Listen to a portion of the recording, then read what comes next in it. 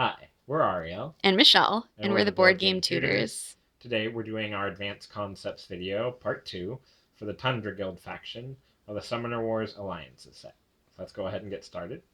This focuses primarily on all of the event cards for the Tundra Guild, because they're pretty complicated. Alright, so here's the first card. It's the rules card for runes. Go ahead and read that for me, Michelle. Okay. Some cards in this set refer to rune events. A rune event is an event card with the word rune in the name. Rune events are placed under units per the text of the card. You may have more than one rune event under a unit. During a player's own event phase, that player may choose any unit with one or more rune events under it and spend 2 magic points to discard all rune events from that unit. So, if you watched our previous video regarding the Sandcloaks faction, there's all this special fancy dancing that happens with that deck. You can place event cards. Those are called event abilities specifically for their deck. But you can place event abilities underneath cards, take them out using special abilities of one of your common units, and put them back into your hand, retrieve them from your discard pile, all these fancy things. But so with the Tundra Guild, there's not nearly as many things that you can do with their Rune event cards. Remember in the previous video, sorry, just made that a little messy. As you can see on your starting setup card on the flip side of it, you can see you have a Rune of Shielding, a Rune of Nullification, a Rune of Shackling, a Rune of Heroism, a Rune of Power, and a Master Rune. They all have Rune in their name, so that's how you can tell they're runes, like I already said. There's the Avalanche and the Hailstorm card, which are your basic event cards that have nothing to do with runes. So basically, with the Tundra Guild, if you take a rune card, like I did in the previous video, the Rune of Heroism primarily, if you take that card, put it underneath a person, there is no way for you to get that card back. It's underneath that card. The only way you can get it back is using the Master Rune card. So there's a lot less mobility for the Rune event cards in this deck compared to the event abilities in the Sandcloaks deck. So that's something you need to be aware of. The fact that they can't just get moved around all over the place with the ease that the Sandcloaks can do it. That's obviously one of their special deck-specific abilities. And so, like we said, there are 2 regular event cards and then several rune event cards. And also, you can put runes, like we explained in the previous video, on any of your units. Commons over here, or your champions, or your summoner. But the main disadvantage to putting them on champions and summoners versus the commons is the fact that you cannot use the scribe's inscription ability if you do not place it on a common. So that's that. And some of these event cards, you will be specifically placing them on enemy units as well. So the scribe's inscription ability only works when placed on when you place rune event cards on commons. So that includes enemy commons only, not enemy champions or enemy summoner, if that was available. And the cards will specify. Some of them are specifically for certain kinds of units, so they'll be specific. So yeah, that's that. And also, if you ever, most likely your opponent's going to do this to you, but like we said in the card, the rules specifically, you can put 2 or more rune events cards underneath one person, but the disadvantage to that is your opponent, and it most likely, almost always, will be your opponent who does this. During their event phase, they can spend 2 magic points and discard any rune events you have under any one person. So you don't want to really stack that many cards underneath one person because your opponent can easily get rid of them by spending 2 magic points. So always keep that in mind. And if for some reason you wanted to get rid of a rune event card underneath your unit, that's obviously your choice, but most likely you won't because you can't get that rune event back unless you play Master Rune. And we'll explain all the rune event cards now. Let's go ahead with the first non-rune event card, Avalanche. Go ahead and read that, Michelle. Okay. Choose a common or champion unit adjacent to a wall you control and place this card on top of it. Spend 3 magic points if the chosen unit is a champion. The chosen unit is not considered to be on the battlefield while Avalanche is on top of it. Avalanche is considered to be an ice wall you control. This card starts with 3 life points. When this card is destroyed, the unit under is not placed into the destroying player's magic pile and is considered to be on the battlefield. So basically, thematically, you can use your ice golem as an ice wall if it has a rune event card underneath it, like we explained in the previous video. And if there was an enemy unit, let's say this marauder was an enemy unit, behind that ice golem, you could use this avalanche card anywhere you have adjacent to anywhere you have a wall. So you could use it adjacent to this wall, or you could use it adjacent to this ice golem if it was an ice wall. Which means if it has a rune event card under it. Right. So if it had a rune event card underneath it, then you could use this avalanche card, which is a basic event card, and you could cover up a common for free, essentially making that common not on the battlefield anymore.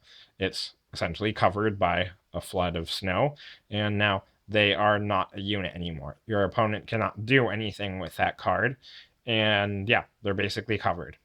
And this effectively is an ice wall. It has 3 hit points, just like the ice golem does when it is an ice wall.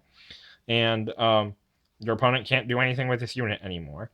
However, if you did want to do this same thing with an enemy champion, you would place the avalanche card on top of the enemy champion, and you would pay 3 magic points out of your magic pile, put it in your discard as a penalty, basically, for our payment for putting a big fat avalanche on an enemy summoner.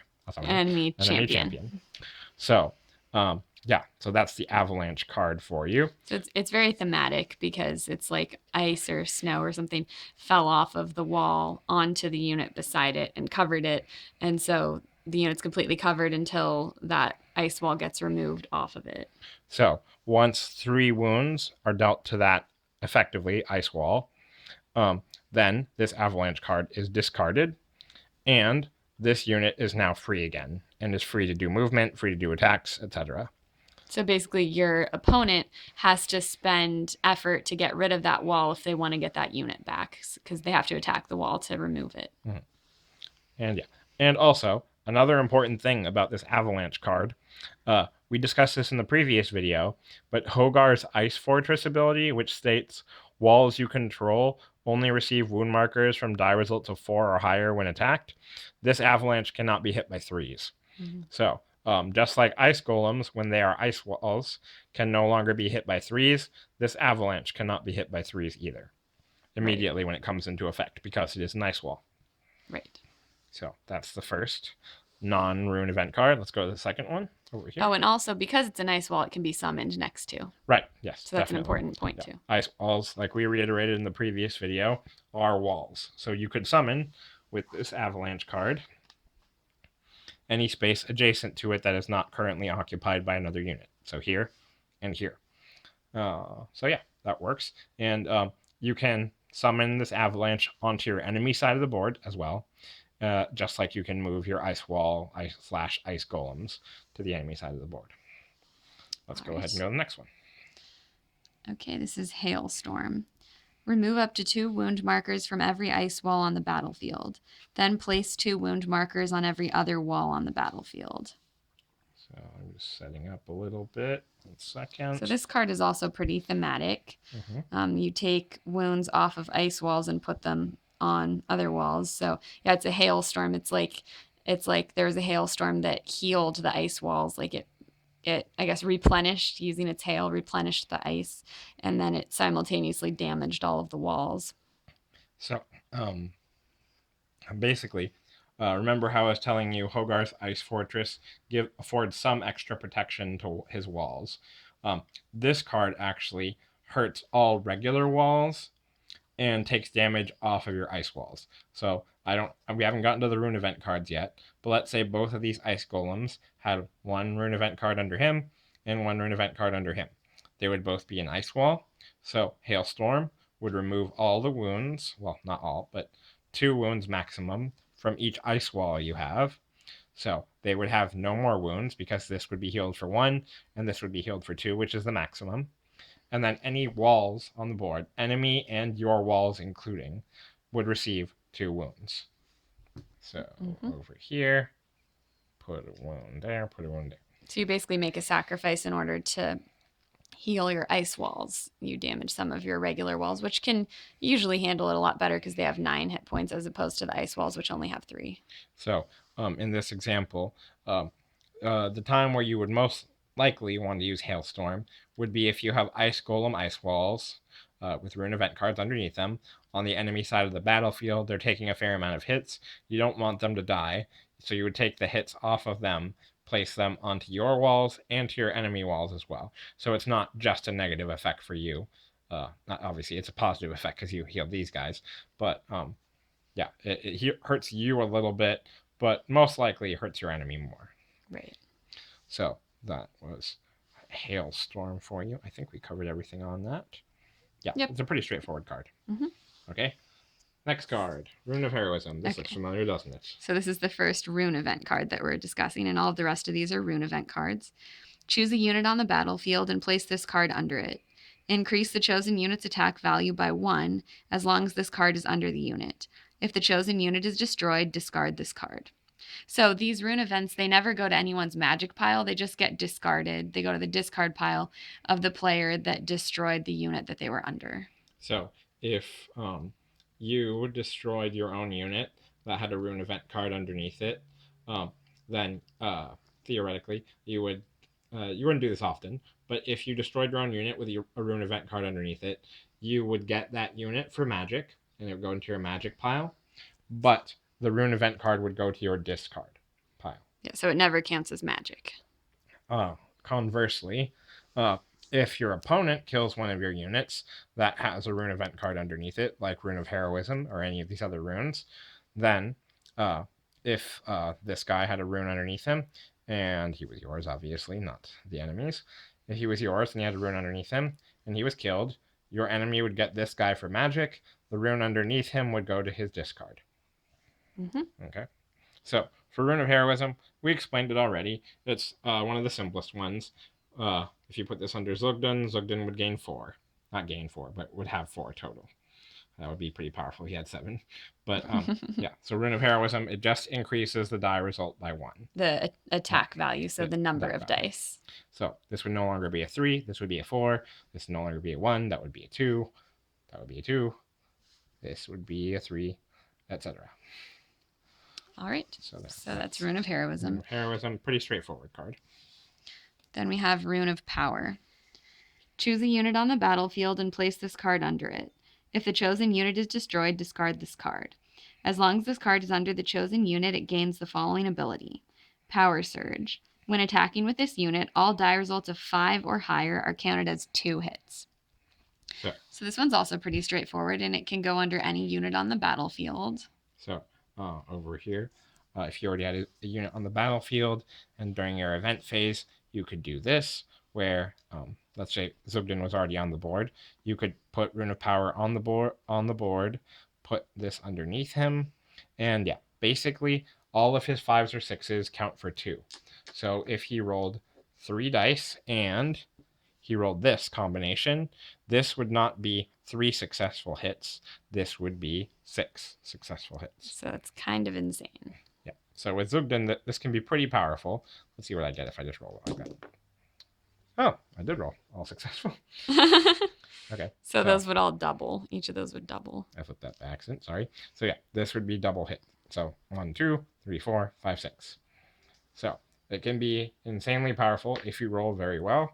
Obviously, it's totally up to chance, but that is what Rune of Power does. And like we said with the previous card, if Zugden was killed, this card would go to discard of the player who killed him, and Zugden would go to their magic pile. All right. Nothing else there. Okay, next we have Rune of Shielding. Choose a common unit on the battlefield and place this card under it. If the chosen unit is destroyed or receives wounds from an attack, discard this card. As long as this card is under the chosen unit, it gains the following ability. Ice Shield.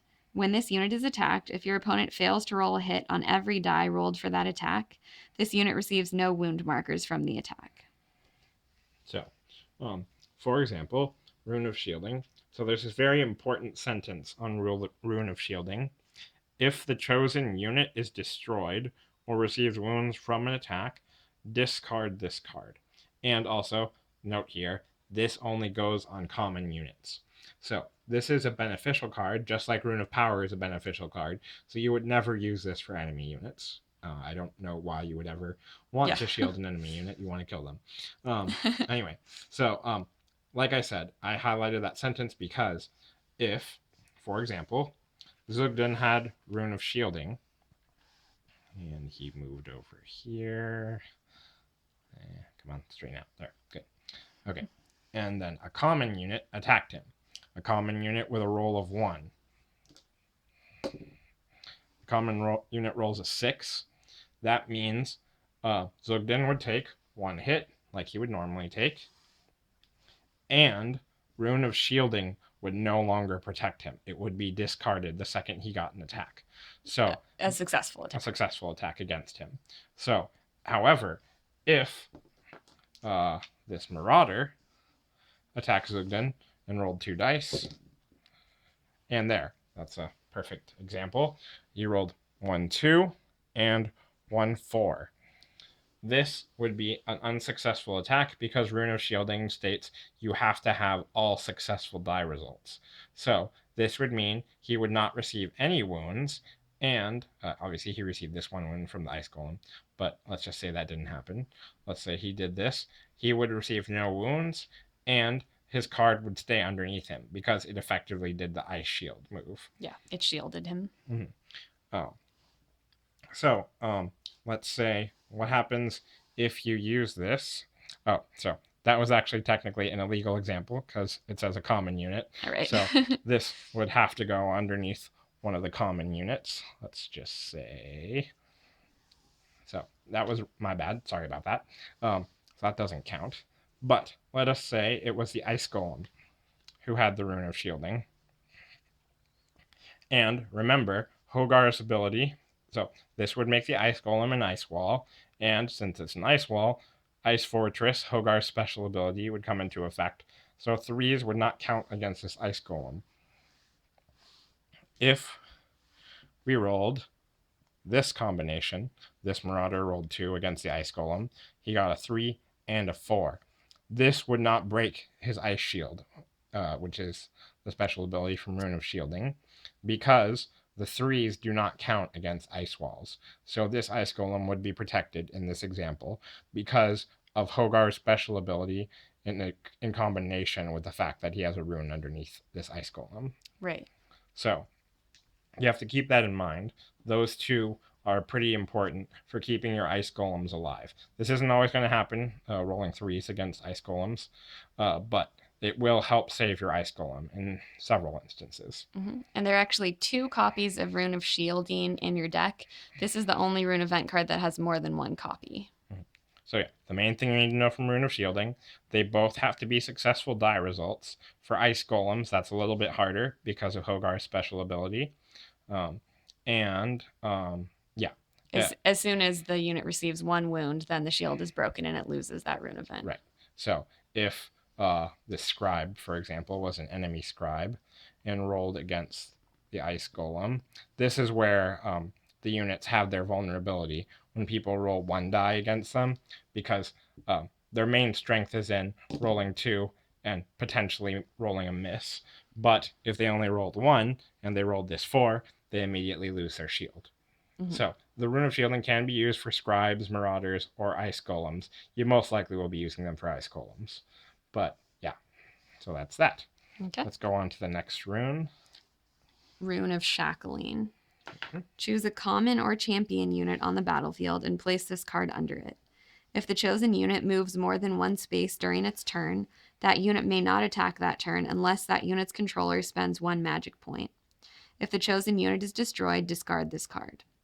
So this is one that you'll undoubtedly want to use on an enemy common or champion because this is a negative effect. And so it hampers their ability to move, and they can still move to and attack if you choose to do that, if their controller chooses to do that, but it costs a magic to attack if they've moved more than 1 space. So basically, if this rune is underneath an enemy unit, like Michelle said. So it doesn't cost anything to put this on enemy champions or enemy commons.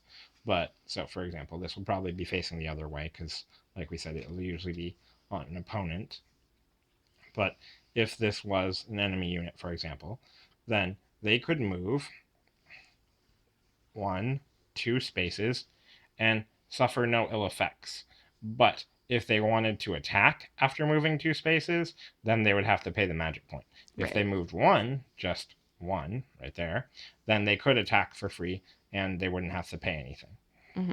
So that's the main limitation. So you primarily would use Rune of Shackling on an enemy champion that has a lot of movement, for example. If you place Rune of Shackling on them, then that limits their movement. Yeah. Anybody who can move a lot of spaces would severely be hampered by this. Right. Yeah, there's some units occasionally that can maybe move 3 spaces, so this would really interfere with them because they could move 2 and attack if you paid a magic, but they couldn't do their normal 3. Mm-hmm, exactly. Or if they did more spaces than that, then that would also not work, basically. Mm-hmm. Because, yeah, it limits their movement. They are shackled. Mm-hmm. All right. Okay, the next card, not 2 cards. There we go. All right, we have Rune of Nullification here.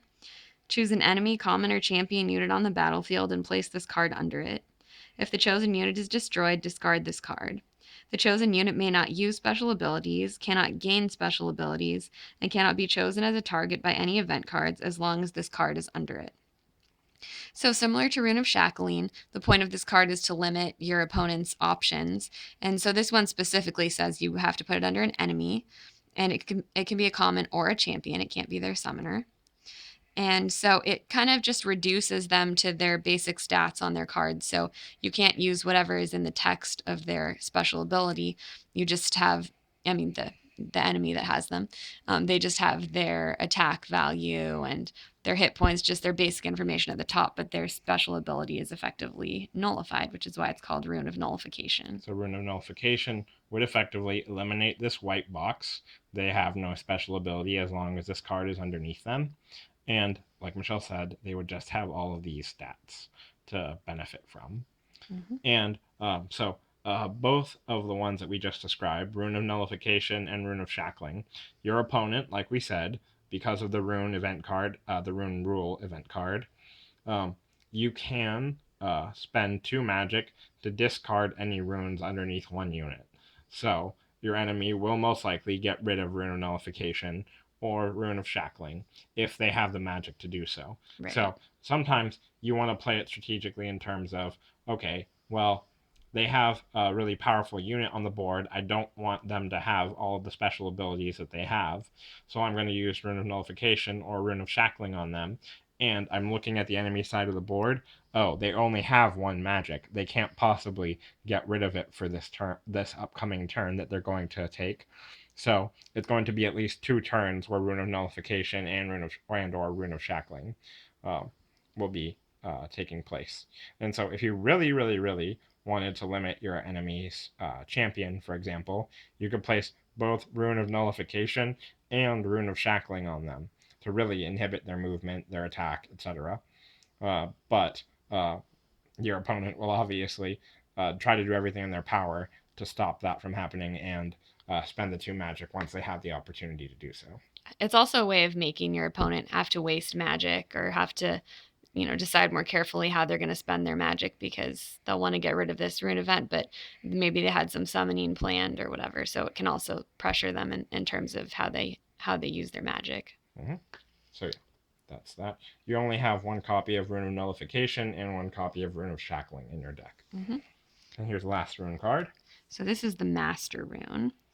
It says, you may search through your draw pile or any discard pile for a rune event card, reveal it, and play it immediately. If you search through your draw pile, reshuffle it. So basically, what that means is you can look in your draw pile over here. You can look in your enemy's draw pile way, way, way over there. Well, yeah, good. And then you can also check your, I said draw pile, I meant discard.